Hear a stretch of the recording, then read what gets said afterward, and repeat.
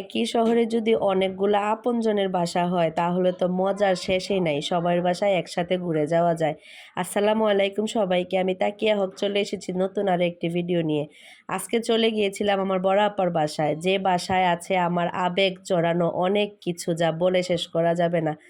বড় বোনের গায়ে নাকি মায়ের গায়ের গন্ধ পাওয়া যায়। ঠিক তাই, বড় আপার কাছে গেলে আমার অন্যরকম একটা শান্তি লাগে।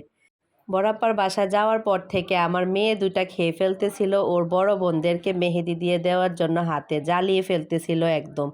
তারপর ইফতারের সময় হয়ে গেছে, রিয়া, রামিসা, বড় আপা সবাই মিলে ইফতার রেডি করছিল, আমি দেখছিলাম।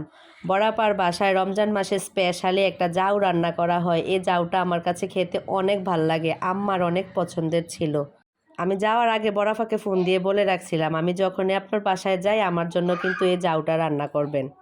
তারপর তো ইফতার মাখা, মুড়ি মাখা, কি বলবো, এত মজা! এই মুড়ি মাখাটারে যে আমি কত মিস করি আমি বলে বুঝাতে পারবো না।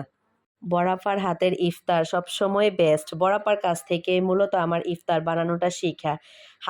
হাতে ধরে না অবশ্য, বড়াপা বানাতো, আমি দাঁড়িয়ে দাঁড়িয়ে দেখতাম, ওই থেকেই শিখা হয়ে গেছে আর কি।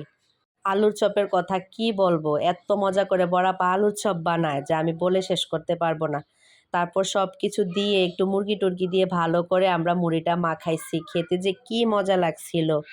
আজকে এ পর্যন্তই, সবাই ভালো থাকবেন, আল্লাহ হাফেজ সবাইকে।